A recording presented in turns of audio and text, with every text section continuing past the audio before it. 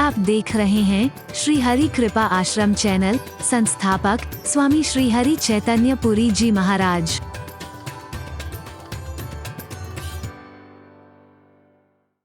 एक ही नहीं, सब में सब आ जाते हैं। तुम सीखने वाले बनो। तुम कहां से नहीं सीख सकते हो? तुम रावण के अहंकार से सीख सकते हो, जिसकी वजह से वो बर्बाद हुआ है। हरि बोलना। नारद के अभिमान से सीख सकते हो, जिसने काम पर भी विजय प्राप्त की थी, क्रोध पर भी विजय प्राप्त की, लेकिन क्रोध के कारण, अभिमान के कारण फिर काम भी आ गया और क्रोध भी आ गया। सीख सकते हो। दूसरों की गलतियां भी तुम्हें सिखा सकती है। अपनी गलतियों से भी सीख सकते हो, जो तुमसे हो चुकी हैं पहले। उनको देख करके प्रेरणा लो, सुधारो उन्हें। तुम सीखना चाहो तो जिन्हें तुम दुष्ट मानते हो, अधम मानते हो, निकृष्ट मानते हो, उनसे भी सीख सकते हो। हरि बोल।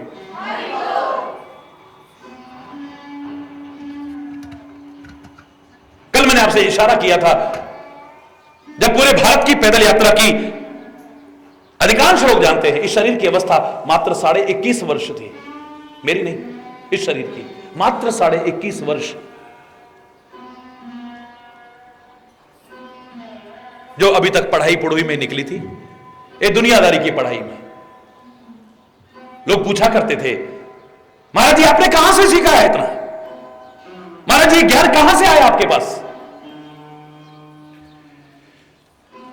मैंने कहा अच्छे संस्कार मां बाप से भी मिले, परिवार से भी मिले, संतों महापुरुषों से भी सीखा, ग्रंथों से भी सीखा, वेद पुराणों से भी सीखा, सब जगह से सीखा।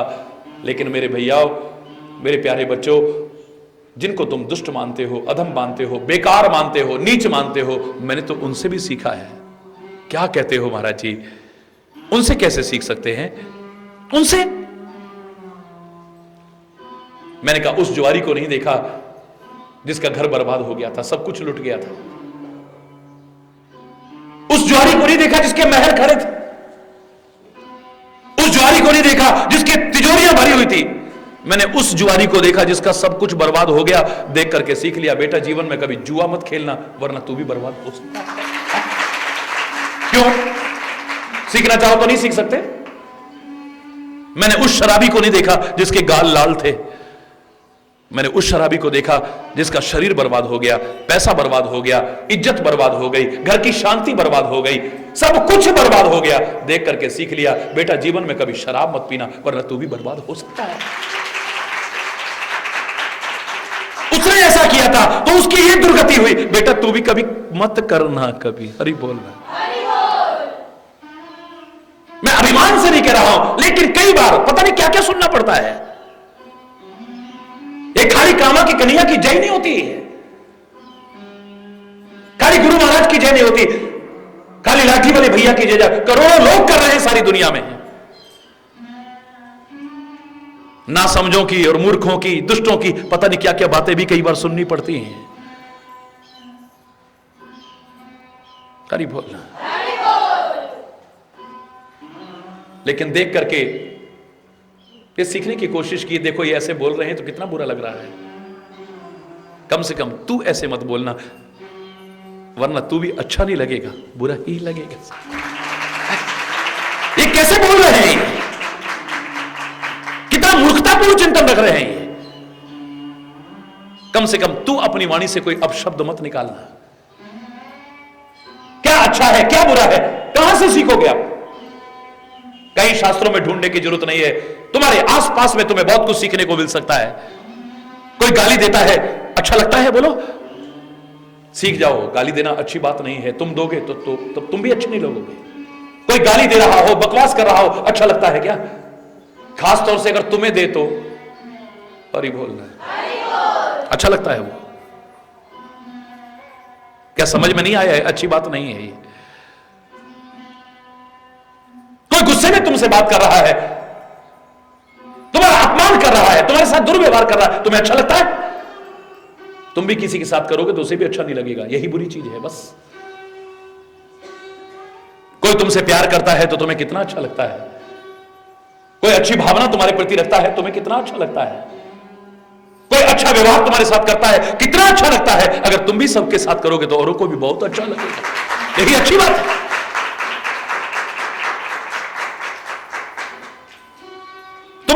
कोई हड़पने लगे तुम्हें कैसा लगता है? तुम्हारा हक को कोई छीनने लगे तुम्हें कैसा लगता है? अगर तुम भी किसी का हक हड़पने की कोशिश करोगे तो शायद दूसरों को भी अच्छा नहीं लगेगा। हरि बोलना। तुम्हारी बेटी को कोई ससुराल में सताए तुम्हें कैसा लगता है? शायद अच्छा नहीं लगेगा। जो तुम्हारे घर में किसी की जाई बहू बन करके आई है, अगर तुम भी उसके साथ बुरे व्यवहार करोगे तो उसको भी अच्छा नहीं लगेगा। बोलो। भगवान करे तुम्हें लंबी उम्र मिले, तुम बुजुर्ग हो, तब तुम्हारी औलाद तुम्हारा अपमान करे, तिरस्कार करे, उपेक्षा करे, अपमान करे तुम्हारा, तुम्हें कैसा लगेगा? बोलो ना, जोर से बोलो। तो तुम अगर अपने बुजुर्गों के साथ करोगे तो उन्हें कैसा लगेगा? क्या तुम्हें पता नहीं लग रहा है महाराज जी जीवन में क्या चीज अच्छी है क्या बुरी है? क्या तुम्हें समझ में नहीं आ रहा? शास्त्र ने एक वाक्य में कह दिया है, आत्मनः प्रतिकूलानि। जो तुम्हारी आत्मा को प्रतिकूल लगता हो वो व्यवहार किसी से मत करना, वो व्यवहार कभी अच्छा नहीं हो सकता है। जो तुम्हारी आत्मा को दुखाता है यानी वो व्यवहार अच्छा नहीं है, मत करना किसी के साथ। जो तुम अपने लिए नहीं चाहते हो किसी से, कभी दूसरों के साथ मत करना। तुम नहीं चाहते हो तुमसे कोई गुस्से में बात करे तो तुम भी मत करना। तुम नहीं चाहते हो तुम्हें कोई गाली दे तो तुम भी क्यों देते हो? तुम अच्छे भले शांत बैठे हो और कोई आके तुम्हें जबरदस्ती अशांत कर जाए, तुम्हें अच्छा नहीं लगता है। तुम किसी को अशांत क्यों करते हो? तुम्हारा कोई अपमान करे, तुम्हारी बेइज्जती करे, तुम्हें कैसा लगता है? तुमको किसने अधिकार दे दिया है दूसरे का करने को? समय हो चुका है, ज्यादा नहीं कहूंगा। उदाहरण वही सुनाऊंगा जो बहुत बार सुना चुका हूं। इससे संबंधित ईश्वर की कृपा से जब पूरे हिंदुस्तान की पैदल यात्रा की तो मैं हिमालय में भी गया हूं, काफी ऊंचाइयों पर, उसकी कृपा से। मेरी सामर्थ्य नहीं थी। यह मेरे साथ बीती हुई घटना है जो आए दिन मैं सुनाता जरूर हूं, कहीं प्रसंग आ जाए तो। एक जगह पर चारों ओर घाटी थी और हमने सीधी चढ़ाई चढ़नी थी, बर्फ ही बर्फ, बर्फ ही बर्फ। जितने लोग मेरे साथ थे सारे कहने लगे, महाराज जी सीधी चढ़ाई है, प्लीज थोड़ी देर बैठ जाओ, थोड़ा आराम कर लें, तब आगे चढ़ेंगे। जो तुम्हारे साथ हो सबकी भावनाओं की कदर करनी चाहिए। घर में हो तो, ऑफिस में हो तो, समाज में हो तो एक दूसरे की भावनाओं की कदर करना सीखें। कमजोर से कमजोर कड़ी अपना महत्व रखती है। अगर चेन में से कमजोर कड़ी भी टूट गई जिसे तुम बेकार समझ रहे थे तो तुम्हारी चेन सारी बेकार हो जाएगी, इतना याद रखो। हर एक का अपना महत्व है, कमजोर से कमजोर कड़ी का भी अपना महत्व है। चेन तभी चलती है। हरि बोल। सबकी भावनाओं की कदर करते हुए, इसी सिद्धांत को अपनाते हुए मैं बैठ गया। सबने चरणों में प्रणाम किया और श्रद्धा पूर्वक सामने बैठ गए। एक चट्टान पर ही थोड़ा थोड़ा जल सबने पिया, थोड़ा थोड़ा प्रसाद वितरण हुआ। अभी थोड़ा समय निकला था कि सब कहने लगे, महाराज जी ये प्रसाद तो मिल गया, हम कितने किस्मत वाले हैं, आपके हाथ से मिल रहा है। लेकिन वो प्रसाद जो हमारे जीवन को संवारता है, आपके मुंह से सुनकर के बड़ा अच्छा लगता है, जरा वो भी कोई अच्छी अच्छी बातें और सुनाओ ना, वो प्रसाद भी दो ना महाराज जी कृपा करके। सच मानना उस दिन पता नहीं मुझे क्या हुआ, रोज कोई ना कोई अच्छी अच्छी बातें ईश्वर की कृपा से बताता था जो मेरी नहीं है, मेरे वेदों की हैं, मेरे पुराणों की हैं, मेरे ग्रंथों की हैं, मेरे महापुरुषों की है, मेरे ऋषि मुनियों की है, मेरे चिंतकों की है, मेरे बड़े बुजुर्गों की है। वो अच्छी अच्छी बातें रोज सुनाता था। पर उस दिन पता नहीं मुझे क्या हुआ, मैंने कुछ नहीं सुनाया, बस जोर से कहा राम। क्या कहा? बुरी बात नहीं है, सारे बोलो। क्या बोला? और जोर से बोलो जरा। एक बार मैंने राम बोला। जो लोग पहाड़ों में गए होंगे उनको पता होगा, जहां घाटी होती है चारों ओर पहाड़ होते हैं, वहां आवाज गूंजती है, इको होती है वहां आवाज। मैंने बस एक बार बोला था जोर से राम, 4 बार लौट के आवाज आती है राम राम राम राम। महाराज जी प्लीज कुछ सिखाओ ना। मैंने कोई कथा नहीं सुनाई, कोई प्रवचन नहीं, कोई भजन नहीं, कोई गीत नहीं, कुछ नहीं। बस एक बार जोर से बोला, तेरा भला हो। क्या बोला? क्या बोला? क्या बोला? एक बार कहा, 4 बार आवाज आती है, तेरा भला हो, तेरा भला हो, तेरा भला हो, तेरा भला हो। महाराज जी को सिखाओ मेरा। क्या सीखना चाहते हो? और क्या आज की क्लास में तुम और क्या सीखना चाहते हो मुझसे? समझ में नहीं आया? मैं समझा देता हूं। अरे मेरे प्यारे बच्चों, एक इंसान तो क्या, बर्फ और पत्थर की चट्टानों से भी तुमने एक बार अगर भगवान का नाम सुनाया है, वो 4 बार तुम्हें राम का नाम सुनाने की कोशिश कर रहे हैं। एक इंसान से नहीं, एक इंसान से तो क्या, बर्फ और पत्थर की चट्टानों से भी तुमने एक बार कहा है तेरा भला हो, वहां से 4 बार आवाज आती है, तेरा भला हो, तेरा भला हो, तेरा भला हो, तेरा भला हो। अरे एक इंसान से तो क्या, इन बर्फ और पत्थर की चट्टानों से भी अगर एक बार तुमने कहा होता तेरा बुरा हो, वो कहती कभी ना ना ना तेरा तो भला ही हो, ना ना ना तेरा तो भला ही हो, ना ना ना तेरा तो भला ही हो। अरे इन बर्फ और पत्थर की चट्टानों के साथ भी जैसा कर रहे हो, 4 बार लौटा रहे हैं, तो इन इंसानों से प्रतिकूल व्यवहार करके अनुकूल व्यवहार की कामना कैसे करते हो? क्या ये मूर्खता नहीं है तुम्हारी? तुम गाली गलौज करते हो और उम्मीद करते हो तुम्हारी इज्जत की जाए? अरे सामने कोई संत महापुरुष है, अपने पद की मर्यादा, वेश की मर्यादा को रखते हुए हाथ जोड़ देगा तुम्हें, लेकिन तुम्हारी उम्मीद तो मूर्खता है। तुम गुस्से में बात करो, दूसरा शांति में बात करे तुमसे। तुम किसी की निंदा करो और उम्मीद करते हो तुम्हारी प्रशंसा करे कोई।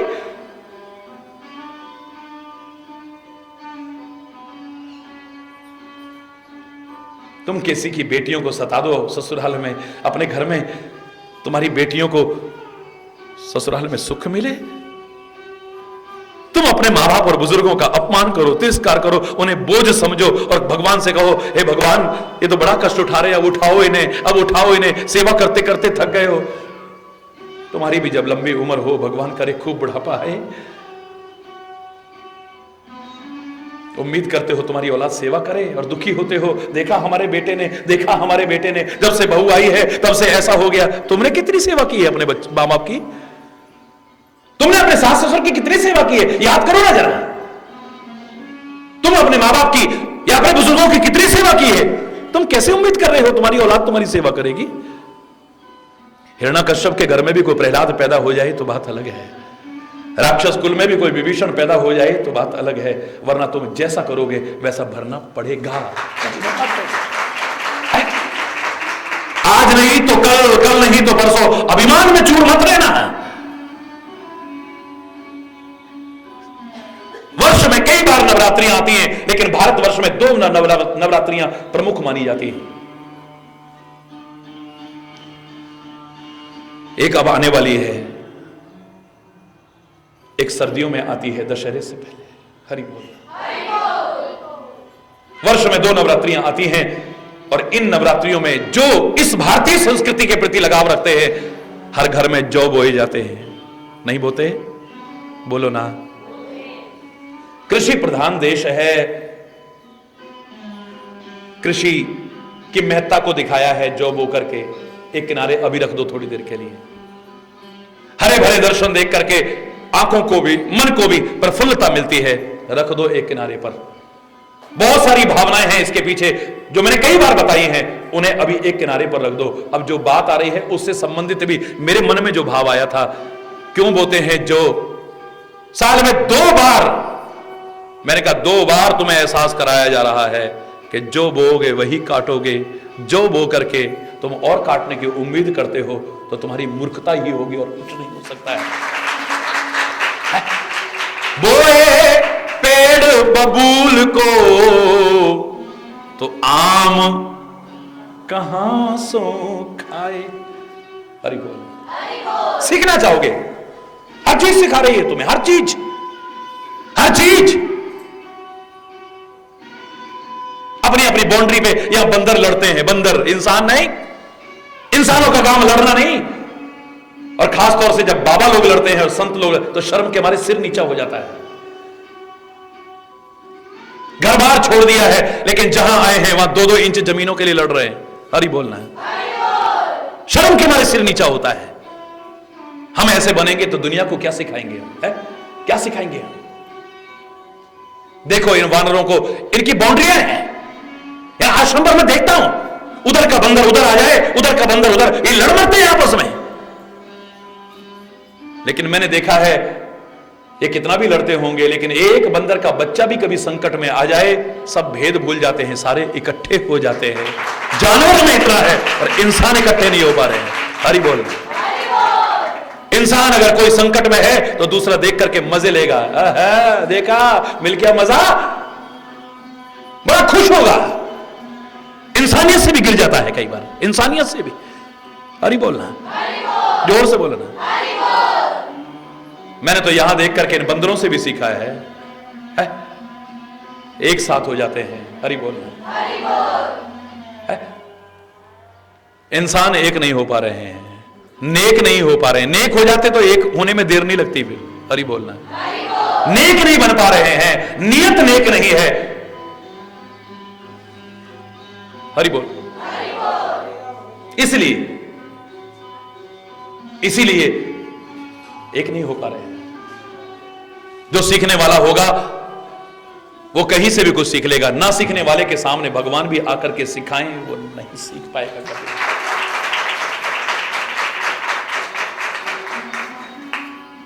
अवगुण तजी सबके गुण गही, अवगुण तजी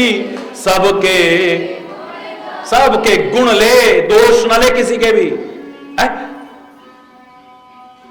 हमारे खानदान में जो जो चलता आया है इसे अपनाएंगे, तभी हम अपने कुल की परंपरा बढ़ाएंगे। इस भूल में मत रहना। दुनिया में भी और अपने खानदान में भी जो अच्छाइयां हो उन्हीं को अपनाने की कोशिश करना। अपने खानदान में भी, बड़े बुजुर्गों में भी, पूर्वजों में भी अगर कोई कमी रही हो उसे कभी अपनाने की कोशिश मत करो। शूर्पणखा कहती है, शूर्पणखा, राम मुझसे विवाह करो। मेरा विवाह हो चुका है। क्यों? तुम्हारे पिताजी कई शादी कर सकते हैं तो तुम दूसरी भी नहीं कर सकते हो क्या? हरि बोल। मेरे पिताजी क्या करते हैं, क्यों करते हैं, मैं ये नहीं देखता हूं। मेरे पिताजी क्या अच्छा करते हैं बस उसको देखता हूं और उसे अपना करके आगे बढ़ाने की कोशिश करता हूं बस। हरि बोल। अब क्या क्या देखने को मिल रहा है, छोड़ो। दुनियादारी में आप अच्छी अच्छी चीज को लेते हो, बुरी को। सब्जी मंडी में जाओगे, बुरी सब्जी बटोर के लाओगे क्या? छांटते हो। हरि बोलना। छांटोगे, एक एक करके छांटोगे। जो अच्छा होगा उसे छांटोगे, बुरा होगा छोड़ दोगे। गेहूं लाते हो, क्या करते हो आप? बीनोगे भी, जो सार होगा रखोगे, बेकार बेकार को निकाल दोगे, नहीं निकालोगे? बोलो, बेकार कुछ नहीं है। आटा भी तुम्हारे सामने आ जाए उसे छानोगे, उसमें से चोकर निकाल, जबकि चोकर वाला आटा गुणकारी होता है। केला दिया जाए, छिलका निकाल के फेंक दोगे, गिरी खा लोगे। बादाम दिए जाए, गिरी खा लोगे, छिलके को निकाल के फेंक दोगे। अखरोट दिया जाए, आप छिलके को फेंक दोगे, गिरी खा लोगे। तुम्हारी निगाह में जो सार है उसे ले लेते हो। असार जो हो, चाहे महाराज जी भी तुम्हें प्रसाद दे दें, और महाराज जी तो क्या, महाराज जी के महाराज जी भी तुम्हें अपने हाथ से प्रसाद दे दें, फिर भी जो तुम्हारी निगाह में असार है तुम उसे कभी भी ग्रहण करने की कोशिश नहीं करोगे। करोगे? बोलो। दुनियादारी में जानते हो, गेहूं में ये कूड़ा है, ये कंकड़ है, इनको निकालो। ये छूछ है, इसे निकालो। ये छिलका है, इसे निकालो। ये फलानी चीज है, इसे निकालो। जो सार तुम्हारी निगाह में है उसे ग्रहण करते हो। ऐसे ही जीवन के क्षेत्र में भी जिस दिन तुम्हें आ गया कि सार को ग्रहण करना है, जहां से भी मिल जाए, असार को छोड़ देना है, जहां भी दिखाई दे, तुम्हारा जीवन संवर जाएगा, उठ जाएगा। अब गुण तजी सबके गुण, सबसे गुण लो। किसी के पास कोई गुण है, किसी के पास कोई गुण है, किसी के पास कोई गुण है, किसी के पास कोई गुण है। तुम एक एक एक एक एक एक एक एक करके इकट्ठा करोगे ना, एक दिन गुणों के भंडार बन जाओगे। संत सद्गुणों के भंडार हैं, लेकिन हमारे महापुरुषों ने कहा वो पैदा होते नहीं हो गए थे।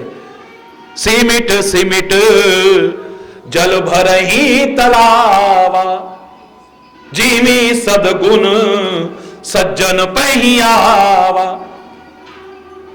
जैसे सिमट सिमट करके जल इकट्ठा होता रहे, बड़े बड़े बड़े बड़े तालाब भी भर जाते हैं, ऐसे एक एक सद्गुण भी अपने अंदर लाते लाते सज्जन लोग एक दिन सद्गुणों के भंडार बन जाते हैं।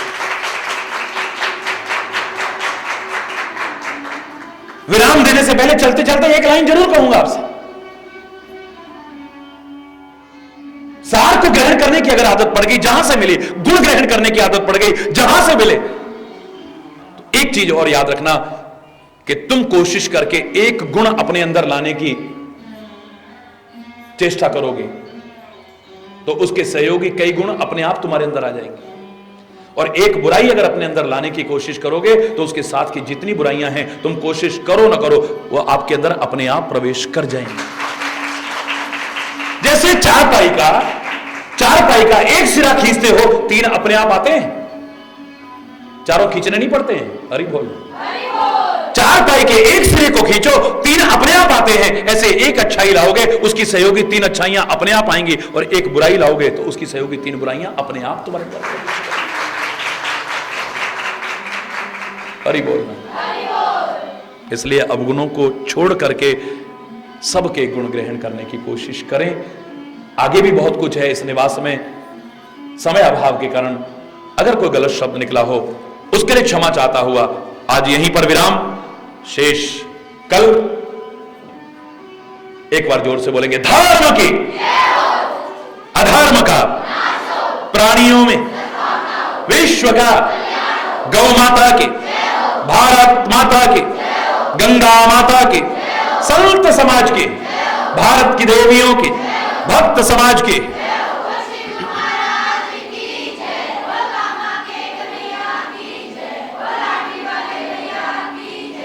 बोलो वृंदावन बिहारी जय जय श्याम राम राम। हरि बोल, हरि बोल। पर दोष चिंतन की जो आदत है इसे त्यागो। वो ऐसा क्यों कर रहा है, उसने ऐसा क्यों किया, देखो उसका क्या होगा, ये है वो है, अरे फलाना देखो कैसा कर रहा है, फलाने को ऐसा नहीं करना चाहिए। तुझे क्या करना चाहिए इसे समझ, और अपने जीवन में अपना, तेरे जीवन का उद्धार हो जाए। दोष देखने ही है तो क्यों ना अपने देखना, तो अपने देख, उन्हें दूर करना, अपने जीवन को संवारने की कोशिश करना। एक एक करके भी तूने दोष दूर किया, तेरा जीवन कहां से कहां पहुंच जाएगा है? कल मैंने आपसे कहा, सिमिट सिमिट जल भर ही तलावा, तिमे सद्गुण सज्जन पे ही आवा।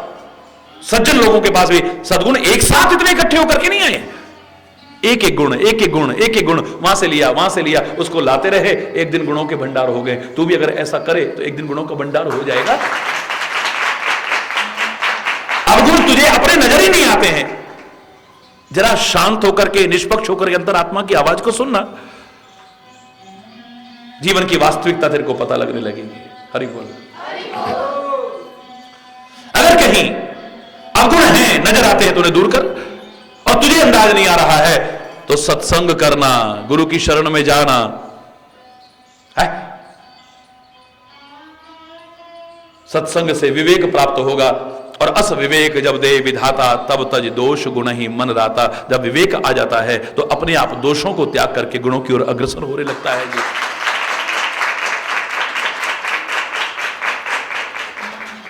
दोष देखने का अधिकार आपको, दूसरों का दोष देखने का अधिकार किसने दिया है?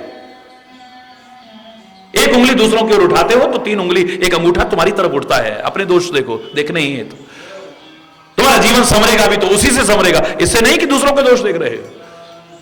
कल मैंने आपसे कहा 3 लोगों का अधिकार है खाली दूसरों के दोष देखने का, और दूसरे भी उनको दूसरा मैं मानता ही नहीं हूं।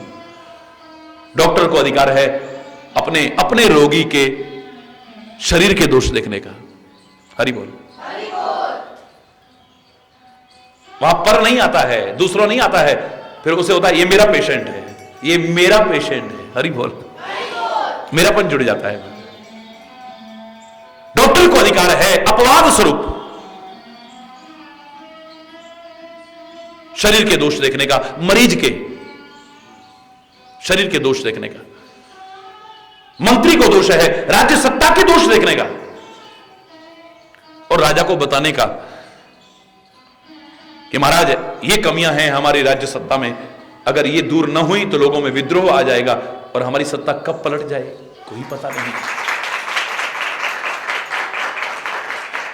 एक तीसरा सदगुरु को अधिकार दिया है अपने शिष्य के दोषों को देखने का और कहने का, और खाली कहने का नहीं, दूर करने की कोशिश करने का।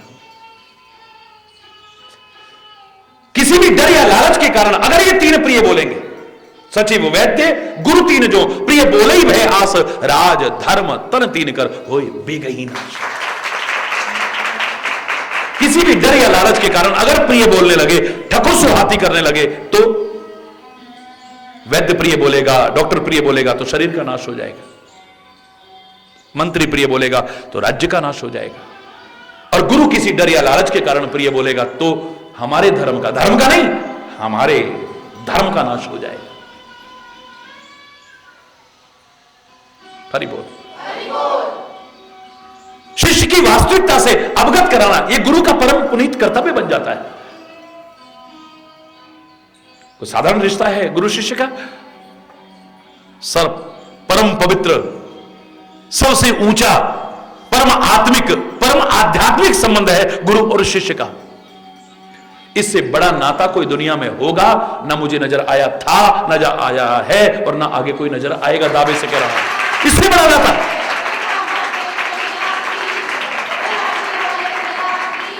इससे बड़ा नाता मुझे नजर नहीं आया कोई। हरि बोलना। इतना परम पवित्र, परम आत्मिक, परम आध्यात्मिक नाता है, सर्वोच्च नाता है ये। आज ये नाता कैसा बन गया है, तुलसी कहे बिना नहीं रहता है। आज ये इतना ऊंचा नाता क्या बन गया है, गुरु शिष्य वदिर अंध का लेखा, एक न सुनही एक नहीं देखा। आज गुरु और शिष्य का जो संबंध इतना ऊंचा था वो अंधे और बहरे का सा हो गया है। गुरु किसी डर या लालच के कारण शिष्य की कमियां देखता नहीं है, देखता है तो बताता नहीं है, नजरअंदाज करता है उन्हें। बता दी तो बुरा लग जाएगा, इसको बुरा लग गया तो आना बंद कर देगा, और आना बंद कर दिया तो ये चढ़ावे कहां से चढ़ेंगे। कम से कम हरि चेतन ऐसा अंधा गुरु न था, न है, न आगे बनेगा। हरि बोल। बुरा लगता है, लग जाए, लेकिन जो सच है,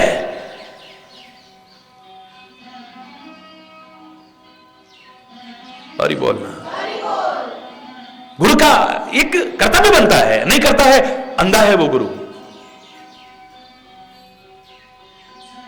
जैसे धृतराष्ट्र को अपने बेटे के अवगुण नजर नहीं आ रहे थे, वो अंधा ना भी होता तो मैं उसे अंधा ही कहता। गांधारी अपने पुत्र मोह में अंधी हो चुकी है, उसे पता नहीं कि मेरा बच्चा क्या कर रहा है। वो आंख में पट्टी ना बांधती तो भी मैं उसे अंधा ही कहता, अंधी कहता उसे मैं। मां बाप अपने बच्चों के दोषों को अगर नजरअंदाज करते रहें, बाद में फिर पछताते हैं, देखा हम बहुत दुखी हैं, हमारी औलाद। अरे क्या एक अंश के दोषी आप नहीं है? क्या आपको पता नहीं है कि अपने भाइयों को लाक्षागृह में जलाने की कोशिश कर रहा है, पता लगने के बाद भी आप उसका समर्थन कर रहे हो? लाक्षागृह में जलाने की कोशिश अपने भाइयों को, तुम्हें पता नहीं है? जंगल में मरवाने की इतनी बार कोशिश कर रहे, क्या तुम्हें पता नहीं है? पता होते हुए अंधे बने हुए हो। ऐसे ही जैसे माता पिता अंधे कहलाएंगे धृतराष्ट्र और गांधारी की तरह अगर अपने बच्चों की कमियां नहीं देखते हैं, ऐसे गुरु भी अगर अपने शिष्य की कमियां नहीं देखता है, अंधा हो ना हो लेकिन वो अंधा ही कहलाएगा। गुरु शिष्य वधिर अंध का, गुरु ज्यादातर अंधे हो गए और शिष्य बहरा हो गया। अगर सौभाग्य से ऐसा गुरु मिल गया है जो हमारे जीवन को संवारना चाहता है, हमारे जीवन को उठाना चाहता है, हमारी कमियां बताता है, देखा ये कहते रहते कोई बात नहीं, इसे बहरा कहते। सुन करके भी न सुनना, नजरअंदाज करना, कान सुनाई ना दे किसी को बहरा नहीं कहते। जो सुन करके भी ना सुने, मैं कह रहा हूं उस बहरे से भी कहीं ज्यादा बहरा है, उसके जीवन की तो क्या दुर्दशा होगी वही जान सकता है। शिष्य की निगाह में गुरु एक मानव न हो, साक्षात परमात्मा का स्वरूप हो। कृपा सिंधु नर रूप हरि। मानव रूप में अगर कोई साक्षात भगवान है तो मेरा सदगुरु है ना। लेकिन गुरु कभी अपने आप को भगवान न समझे। जिस दिन गुरु अपने आप को भगवान समझ लेगा तो फिर मामला गड़बड़ हो जाएगा। शिष्य अपना तन मन धन सब अर्पण कर दे सदगुरु के चरणों में, लेकिन गुरु, विवाह हुआ था, सारा कुछ लाकर के चरणों में रख दिया, विश्वामित्र के चरणों में, बस नेग मांग मुनि नायक लीना, हरि बोल, खाली नेग। क्या नहीं नहीं नहीं, क्या करना चाहता है? संकोच होता है। आपकी भावना हो कि हम अपना तन, अपना मन, अपना धन, सर्वस्व अर्पण कर दें गुरु के चरणों में, इसका मतलब ये नहीं कि वो लेकर के चलता बने, कभी भी ऐसा अर्थ नहीं हो सकता है? हरहि शिष्य धन शोक न हरहि, सो गुरु घोर नरक मोह परहि। गुरु तो हमें नरकों की यातनाओं से बचाता है, लेकिन जो शिष्य का धन तो हड़प कर ले, लेकिन उसकी शंकाओं का अपहरण न करे, उसकी जिज्ञासाओं को शांत न कर सके, उसे एक मार्गदर्शन न दे सके, ऐसा गुरु तुम्हें नरकों से क्या बचाएगा? खुद भी नरकों में सड़ता रहेगा। दावे से कह रहा हूं। हरि बोल, जोर से। इतना ऊंचा नाता आज क्या बन गया है, सोच लो। गुरु का पुनीत कर्तव्य बनता है कि शिष्य की वास्तविकताओं से अवगत कराए, उसे उसके अंदर तक झांके अपनी दृष्टि से कि इसके अंदर क्या है। कई बार रोग इतने गहरे हो जाते हैं कि उसके उपचार जब करते हैं सदगुरु, बड़ा बुरा लगता है। ये तो डॉक्टर जानता है कि तुम्हें मीठी गोली की जरूरत है, तुम्हें कड़वी गोली की जरूरत है, तुम्हें चीरे की जरूरत है, या तुम्हारा ऑपरेशन की जरूरत है, या जहर आगे फैल रहा है, किसी अंग को भी काटने की जरूरत है। अब डॉक्टर को भेदभाव करते हो, उसको तो मीठी मीठी गोली हमेशा देते हो, और हमें अरे उसको खाली थोड़ी सी जलन है, उससे ठीक हो जाएगी। अरे बोलना,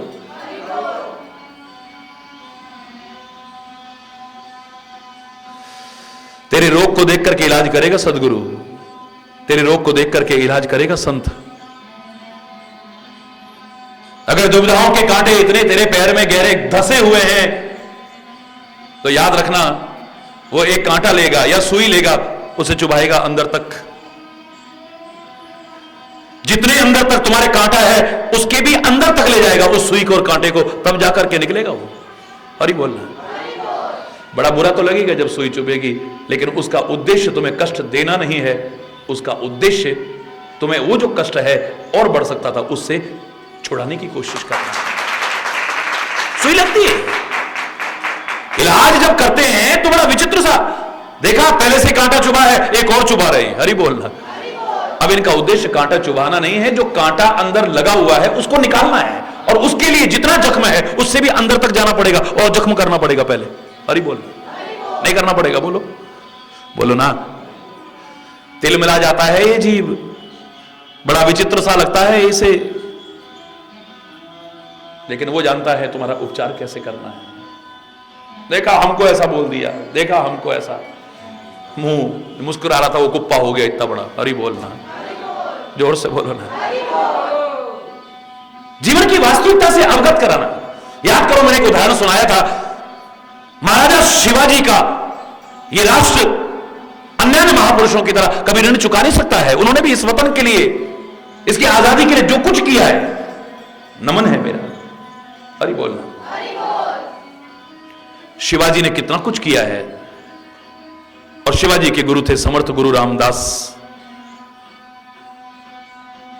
आज गुरु महाराज ने खुद कृपा की है और शिवाजी के यहां पहुंच गए। दूर से हल्ला हो गया कि गुरुजी आ रहे हैं, गुरुजी आ रहे हैं। दौड़ पड़े हैं। आहा, कितने सौभाग्य हैं मेरे, कितने सौभाग्य हैं मेरे, गुरु कृपा करके खुद पधार रहे हैं, मेरी कुटिया को पवित्र कर रहे हैं। सौभाग्य की सराहना करते हुए भागे जा रहे हैं, प्रेम में मस्त होकर के। माल्यार्पण किया है, पुष्प वृष्टि की है, फिर चरण पखारे हैं, स्वागत किया है, सत्कार किया है, और ला करके उच्च सिंहासन पर बिठाया है। चरणों में बैठ गए हैं, सिर झुका करके, हाथ जोड़ करके, आंखों में अश्रुधारा लेकर के। आज्ञा गुरुदेव, कैसे पधारे हो? बस देखना चाहता था कैसा चल रहा है, कैसा चल रहा है। हरि बोल रहा है, जोर से बोलो। शिवाजी सब ठीक तो चल रहा है ना? आपका शिष्य हूं गुरुदेव। अरे देखो मैं कहां कहां किले बनवा रहा हूं, कितने महल बनवा रहा हूं, क्या कुछ बनवा रहा हूं।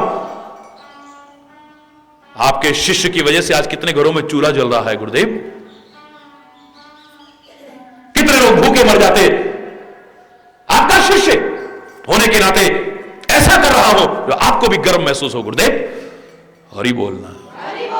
ओए होए होए, अभी तक गुरुदेव का चेहरा बड़ा प्रसन्न था, मुरझा गया।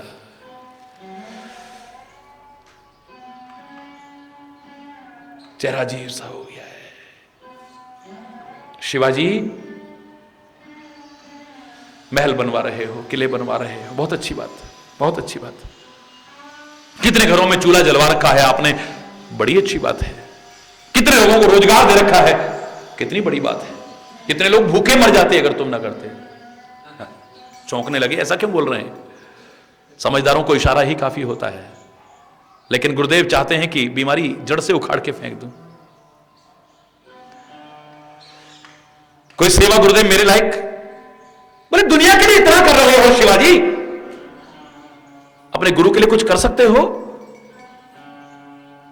आज्ञा करो गुरुदेव, आपके एक इशारे पर गर्दन भी काट के चढ़ा दूं। और वास्तव में इतने आज्ञाकारी थे। एक ही उदाहरण में सुनाया करता हूं, उतना ही काफी है आज्ञा पालन गुरुदेव की। शिवाजी के द्वारा गुरुदेव ने कहा था जाओ सिंगनी का दूध लेकर के आओ, तो कहते हैं एक क्षण नहीं कहा, शेरनी का दूध कहां से लाऊंगा, ये कहां से करूंगा, वो कर। सोने का बर्तन उठाया और घोड़े पर सवार हुए और चल दिए। क्योंकि कहते हैं सिंगनी का दूध आम बर्तन में नहीं, छेद कर देगा, स्वर्ण पात्र में टिकता है। हरि बोलना। कहते हैं ऐसा। और जंगल में जाकर के शेरनी का दूध लेकर के आए। ऐसे आज्ञा पालक शिवाजी महाराज गलत नहीं कह रहे थे। गुरुदेव आप आज्ञा करके देखिए, गर्दन भी काट के आपके चरणों में। मुझे गर्दन नहीं चाहिए। मन में कहते हैं गर्दन में जो अभिमान है, इस सिर में जो अभिमान है, बस उसके अलावा और कुछ नहीं चाहिए।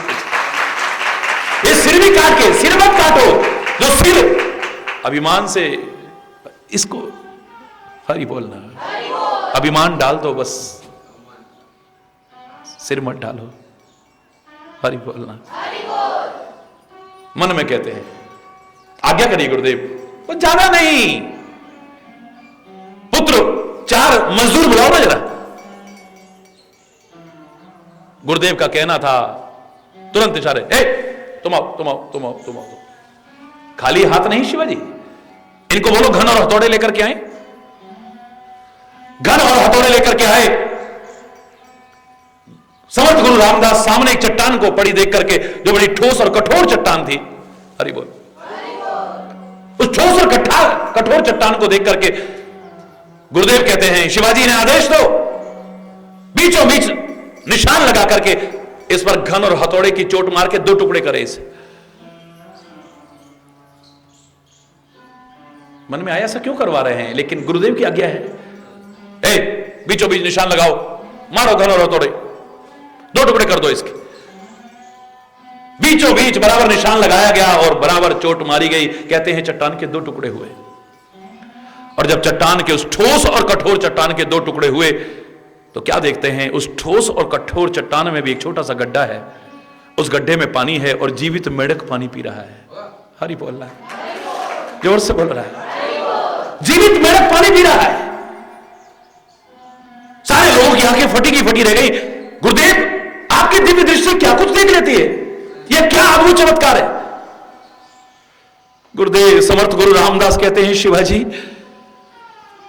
इस कठोर चट्टान में इसको जीवित मेढक को पानी देने तू गया था। जंगल में जितने जीव विचरण करते हैं उनकी व्यवस्था तुम करते हो।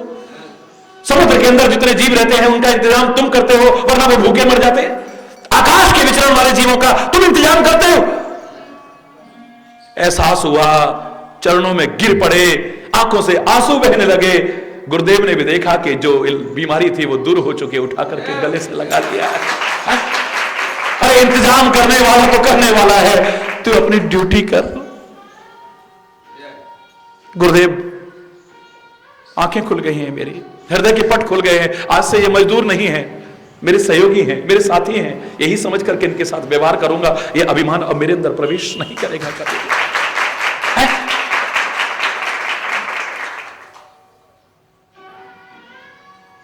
दांत नहीं तब दूध दियो, अब दांत दिए हैं तो अन्न देगो। हरि बोल। सोच करे कौन बात के मूर्ख, तू सोच करे ते कहा कर लेगो। दांत नहीं तब दूध दियो, अब दांत दिए हैं तो अन्न देगो। प्रतिपाल करे सिगरे जग को, सो तोहे कैसे विसार तो देगो। जान कुदेत अजान कुदेत, जहान कुदेत सो तोहू कुदे। कहते हैं ना, रुक्मिणी ने एक बार प्रश्न किया, प्रभु आप कह रहे थे कि मैं सबको जब भोजन करा लेता हूं तब भोजन करता हूं, अपने आश्रित जीवों को, जैसे मां अपने आश्रित बच्चों का ध्यान रखती है, जिसको अभी अपना बल नहीं है, ऐसे ही अपने आश्रित बच्चों का पहले पेट भर लेता हूं तब मैं भोजन ग्रहण करता हूं।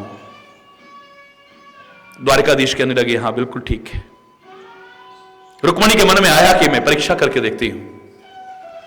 कहते हैं एक दिन परीक्षा करने के लिए आई, कुछ करके भगवान को बड़े प्रेम से भोजन परोसा है।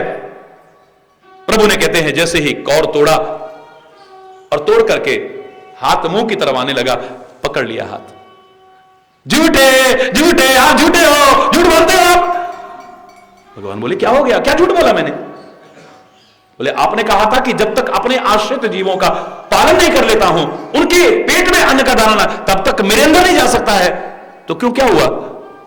बोले एक जीव ऐसा है उसने भी कुछ नहीं खाया है, तो तुम क्यों खा रहे हो? हरि बोलना, जोर से बोलना है, और जोर से बोलना है। कौन है वो जीव? मैं जानू तो रुक्मिणी, बताओ ना मुझे।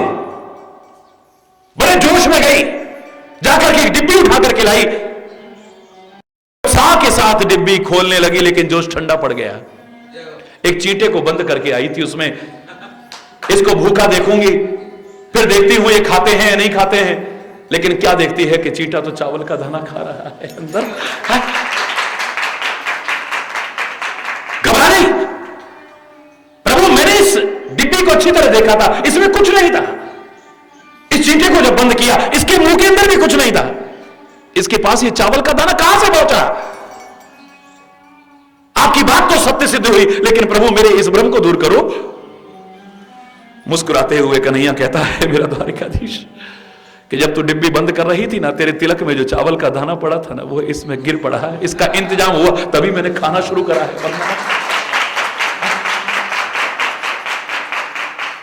तभी तो वैष्णव भक्ति में कहा जाता है भोजनाच्छादने चिंताम वृथा कुर्वन्ति वैष्णवः यशो विश्वम्भरो देव स्वभक्तान किमवेक्षते। जो सारे विश्व का भरण पोषण कर रहा है, अपने भक्तों को छोड़ेगा? वो कण कण का जो पालन कर रहा है, तुम्हें छोड़ेगा? एक बार भरोसा करके तो देखो, कदम कदम पर ध्यान रखेगा। भरोसा हो तुम्हारा, नहीं हम हैं, नहीं हम हैं, फिर कर लो अपने आप, ठीक है वीर। नहीं प्रभु, हम तुम्हारे आश्रित हैं, हमारा पालन करना तुम्हारा कर्तव्य है। हम अपना कर्म करेंगे, अपने कर्तव्य का पालन करेंगे, लेकिन हार गए हैं अब हर तरह से। सरेंडर कर दो बस। हरि बोलना। बात यहां चल रही थी, एक गुरु को अधिकार दिया है अपवाद स्वरूप कि शिष्य की कमियां देखे। उसका आदत नहीं है कमियां देखने की, उससे कोई शत्रुता नहीं है तुम्हारी, जो इस वजह से कमियां देख रहा है। गुरु का मन करता है कि अगर ये कमी भी इसकी दूर हो जाए तो इसका जीवन और भी सुंदर बन जाएगा, और भी दिव्य बन जाएगा, और भी महान बन जाएगा, और भी अच्छा बन जाएगा। काश ये भी दूर हो जाए, ये भी दूर हो जाए, ये भी दूर हो जाए।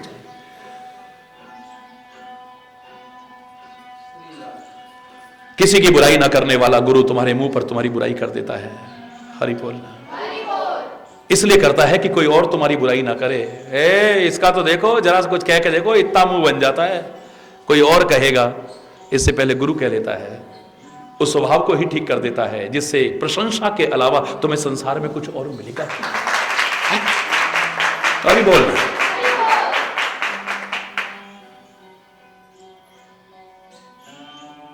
अवगुण तजी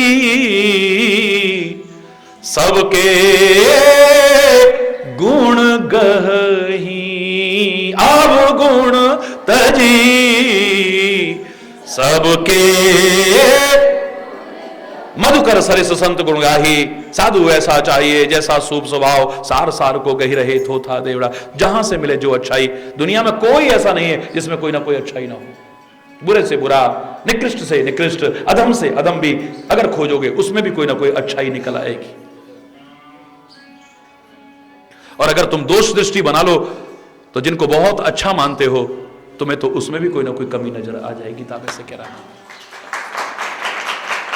देखना चाहो तो अच्छों में से भी कोई कमी नजर आ जाएगी, और देखने की दृष्टि तुम्हारी अच्छी बन जाए तो तुम्हें बुरों में से भी कोई ना कोई अच्छाई नजर आ जाएगी। सृष्टि नहीं बदलती है, दृष्टि बदल जाती है, दृष्टिकोण बदल जाता है, नजरिया बदल जाता है, सोच बदल जाती है। सारी सृष्टि तो कोई बदल भी नहीं पाया है। इतनी बार अवतार हुए हैं, क्या सारी सृष्टि बदल गई? कितने दिव्य महापुरुष आए हैं, संत आए हैं, समाज सुधारक का कईयों को पट्टा हमने दे दिया, क्या सारी सृष्टि सुधर गई? दोनों पहलू ब्रह्मा की उभयात्मक सृष्टि में थे, हैं और आगे भी रहेंगे।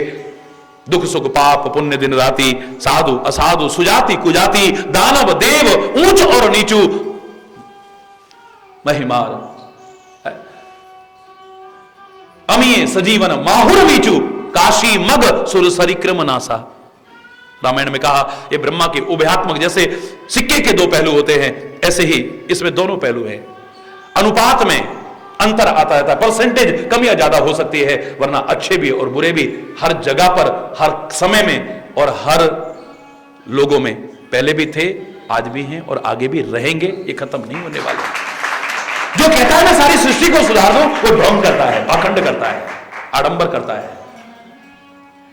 सारी सृष्टि को सुधार के दिखा दूंगा, वो नाटक करता है, पाखंड करता है, वो ढोंग करता है। नहीं सुधार, भगवान नहीं सुधार पाए तू। और अवतारों की छोड़ो, कन्हैया का अवतार अभी कितना समय हुआ? 5,500 वर्ष हुए। कोई इतिहासकारों की निगाह में बहुत लंबा समय नहीं है।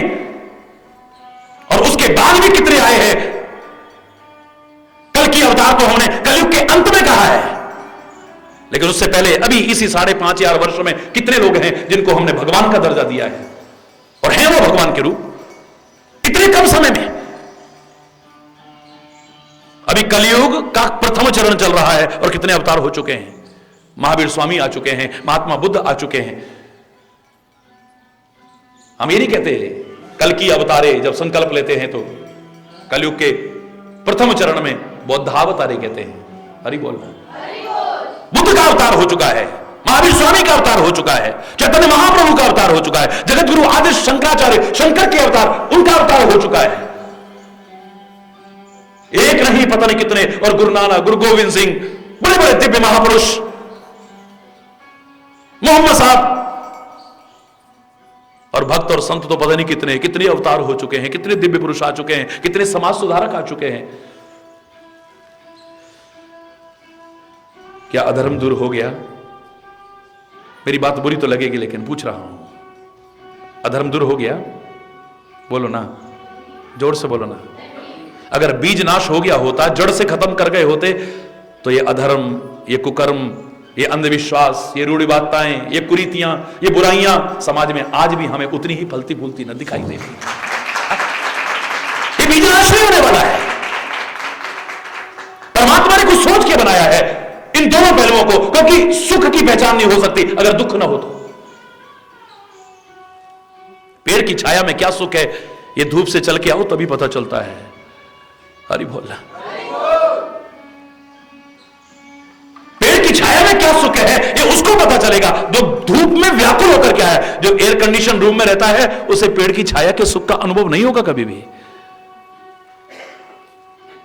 ये दुख ही है जो सुख का अनुभव कराता है हमें। ये बुरे लोग ही हैं जो अच्छे का अनुभव कराते हैं हमें। एक वो है देखो, और एक ये है देखो। अगर बुरे लोग न होते, हमें अच्छों की पहचान भी ना होती। ब्लैक बोर्ड पर लिखते हो आप, श्वेत बोर्ड पर नहीं लिखते हो, व्हाइट बोर्ड पर नहीं लिखते हो, ब्लैक बोर्ड पर लिखते हो। जब ब्लैक पृष्ठभूमि होती है, उस पर जब सफेद चौक से लिखा जाता है, तो वो सफेद अलग ही चमकता है, अलग ही दिखता है। वो जो दुष्ट लोग हैं, वो कालिमा भरे जीवन वाले लोग हैं, उनके बीच में जैसे बगुलों के बीच हंस अलग दिखता है। हरि बोलना। अगर बगुले न होते तो तुम्हें हंस का न पता चलता। हरि बोल, जोर से बोलना है। एक दूसरी चीज एक दूसरे का एहसास कराती है। ये सृष्टि तो नहीं बदलेगी, लेकिन दृष्टि को बदल लेना, दृष्टिकोण को बदल लेना, नजरिए को बदल लेना, सारी सृष्टि तुम्हें बदली हुई नजर आएगी। बस इस दुनिया में किसी के लिए ये है, वो है, फलाना है, ठिकाना है, लेकिन तुम्हारी नजर कहेगी और कुछ नहीं है। सिए राम मैं सब जग जानी, करहूं प्रणाम चोरी जुग। मेरे को तो वही दिखाई दे रहा है, जहां तहां देखें, जहां तहां बस उसे ही देखते हैं, उसके अलावा उनको उसका नजर। फिर कबीर की तरह कहते हो, कैसो खेल रचो मेरे दाता, जित देखूं तित तू ही तू। जहां देखता हूं बस तू ही, जिधर देखती हूं उधर तू ही तू है। जब पूरब में देखूं तो सूरज से लागो, पश्चिम में देखूं तो चंदा तुम ही हो, उत्तर में देखूं हिमालय तुम ही हो, और दक्षिण में देखूं तो सागर तुम ही हो। मंदिर में देखूं तो कान्हा से लागो, श्री राम से लागो, मोहे शंकर से लागो, मां दुर्गा से लागो। गुरुद्वारे में देखूं तो नानक तुम ही हो, वाहे गुरु तुम ही हो। मस्जिद में देखूं तो अल्लाह से लागो, जो गिरजा में देखूं खुदा भी तुम ही हो, जिधर देखती हूं उधर। तेरे अलावा कोई दिखता ही नहीं भी। हरि बोलना, जोर से बोलना, हरि बोल। रूप बड़ा सुंदर नजर आएगा। फिर अब गुण तजी सबके गुण गई, जहां से लेना चाहोगे अच्छाई मिल जाएगी तुम्हें, जहां से लेना चाहोगे, जिसमें से लेना चाहो।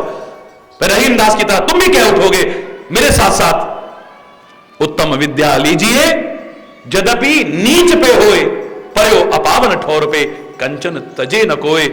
उत्तम विद्या लो, तुम्हें जहां से मिलती है संकोच मत करना, वहीं से लेकर के अपने जीवन को ऐसा जीवन जिसका बन जाता है। और इसमें शर्त है आगे निवास बनाने के लिए, जिसकी ईश्वर की कृपा से कल चर्चा होगी।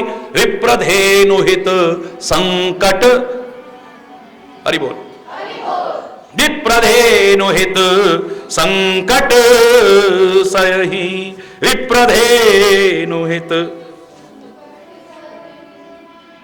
नीति निपुण जिनके जगली का, नीति निपुण जिनके जगली का, घर तुम्हार उनकर मन टीली नीका, घर तुम्हार उनकर मन नीका। जो विप्र और धेनुहित संकट भी सहने को तैयार हो जाते हैं, कभी भी किसी हालत में नीति का परित्याग नहीं करते हैं, ऐसे नीति निपुण हैं कि संसार में एक आदर्श उदाहरण बन गए हैं। ऐसे लोगों का हृदय आपके लिए बड़ा सुंदर निवास है, कभी छोड़ करके मत जाना। हमारा भी हृदय उसका सुंदर निवास है तो बना रहे, और नहीं है तो बन जाए, इसी प्रार्थना के साथ। कोई गलत शब्द निकला हो समय अभाव के कारण, उसके लिए क्षमा चाहता हुआ आज यहीं पर विराम। एक बार जोर से बोलेंगे, धर्म की अधर्म का प्राणियों में, विश्व का गौ माता के, भारत माता के, गंगा माता के, संत समाज के, भारत की देवियों के, भक्त समाज महाराज की,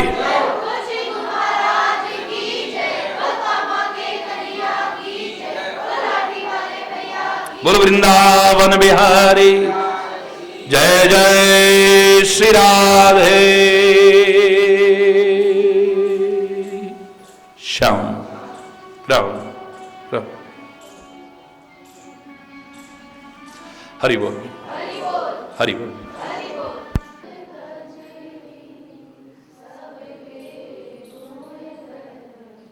अवगुण तजी सबके गुण गई, अवगुण तजी सबके गुण गई, अवगुण तजी सबके गुण गई, विप्रधेनु हित संकट सहही, विप्र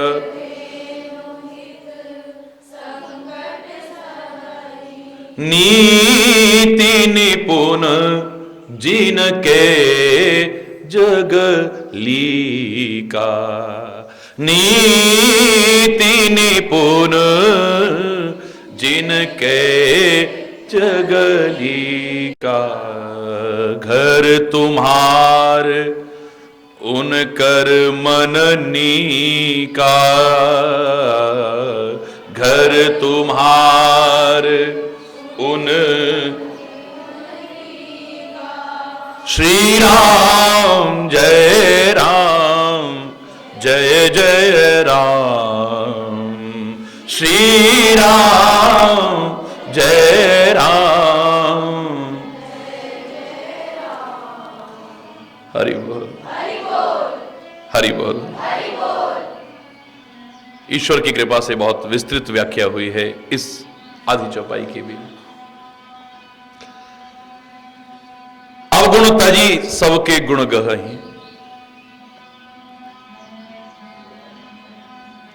दूसरों के अवगुण देखने में एक भेद दृष्टि सी आती है और उससे कोई लाभ भी नहीं मिलेगा। हम किसके, कभी विचार करके देखिएगा कि जहां तुम्हारा लगाव होगा, अपनत्व का भाव होगा, उसकी बुराई भी तुम्हें अच्छा ही लगने लगती है। हरि बोल। और जिससे जरा सा विरोध हो जाए तो उसकी अच्छाई भी तुम्हें बुराई लगने लगती है। हरि बोल। एक नियम है, कभी देख लीजिए। वही चीज एक व्यक्ति प्रशंसा करता है उसकी और दूसरा उसकी बुराई करता है। आदमी वही है, 10 लोगों को अच्छा लगता है, 10 लोगों को बुरा लगता है। हरि बोल,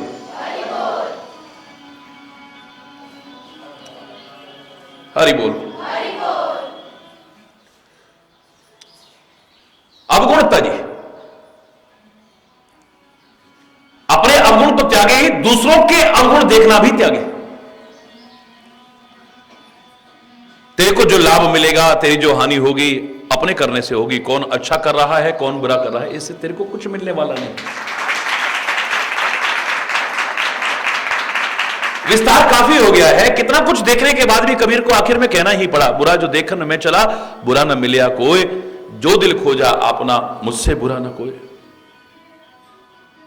कबीरा तेरी झोंपड़ी कलकटियन के पास, करेगा सो भरेगा, तू क्यों होए उदास।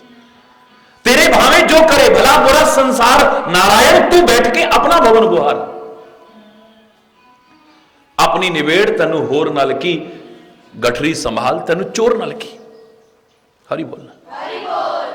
ये दुनिया में पता नहीं कैसे कैसे लोग हैं, क्या क्या करते हैं। कोई अच्छा करता है, कोई बुरा करता है, फिर तुम किसी का अच्छे को बुरा समझ जाते हो, किसी के बुरे को अच्छा समझ जाते हो। क्यों अपना चिंतन खराब करते हो, क्यों अपना समय खराब करते हो। परमात्मा का निवास किसका हृदय बन पाएगा? जो अपना विवेक जागृत करे, नीरक्षीर विवेकी हंस की तरह बन जाए, साधु स्वभाव जिसका हो जाए। साधु ऐसा चाहिए जैसा सूप स्वभाव सार सार को कही रहे थोथा दे उड़ाओ। मधुकर सरिस संत गुणग्राही, भौरे और मधुमक्खी की तरह बन जाए कि जहां से अच्छाई मिले, जहां से रस मिले ले ले, बाकी सब वहीं छोड़ दे, उसे क्या लेना। ये जो निवास बताया है वाल्मीकि ने बड़ा सुंदर ढंग से समझाया इसे। बाकी सब में बहुत कुछ वर्णन है, इसमें आप थोड़ा सा ध्यान दोगे, ये उन लोगों के लिए है जो पूजा पाठ तो नहीं करते हैं, हरि बोल, जो जप तप तो नहीं करते हैं, यज्ञ वगैरह तो नहीं करते हैं, तीर्थ यात्रा तो नहीं करते हैं, हरि बोल, तो ध्यान समाधि वगैरह नहीं लगाते, लेकिन जीवन इतना सुंदर बना लिया है कि उन करने वालों से भी कहीं श्रेष्ठ बन जाते हैं और उनके हृदय में परमात्मा निवास कर जाते हैं। नियम करना चाहिए, जब तब करना चाहिए, पाठ करना चाहिए, यात्रा करनी चाहिए, यज्ञ करना चाहिए, दान पुण्य करना चाहिए, ये कुछ नहीं करते, लेकिन जीवन अच्छा बना रखा है अपना। अपने जीवन का एक उसूल है, किसी के दोष देखना नहीं है, दोष देखने हैं तो अपने देखने हैं, और खाली देखना नहीं है, उन्हें दूर करने की कोशिश करनी है। दुनिया में से अगर देखना है तो अच्छाइयां ही अच्छाइयां देखनी है, क्योंकि संसार का कोई प्राणी ऐसा नहीं होगा अगर ढूंढो तो तुम्हें उसमें कोई ना कोई अच्छाई न मिल जाए। देखो तो, बुरा से बुरा व्यक्ति, दुष्ट से दुष्ट व्यक्ति, नीच से नीच व्यक्ति में भी अगर तुम्हारी दृष्टि अच्छी बन गई है, कोई ना कोई अच्छाई नजर आ जाएगी। तो लेने वाले होने चाहिए, तो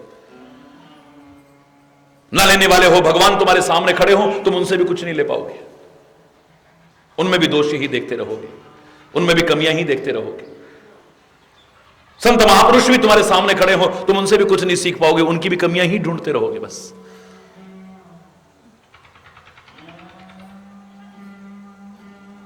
अपनी कमी नजर नहीं आएगी, दूसरे की फट हरि बोल। जैसे हम कहते हैं ना दूसरे से, अरे सब यही रखो, रह जाएगा, कहां ले जाएगा, तो तू ले जाएगा, काहे को लड़ रहा है फिर, हरि बोल। दूसरे से कह देंगे, अरे जाने वाला चला गया, क्या हो गया, देखो सबने जाना है, बड़ा ज्ञान झाड़ देंगे, और अपने यहां का कुत्ता भी मर गया तो नहीं खाते, हरि बोल। ये हकीकत बता रहा हूं।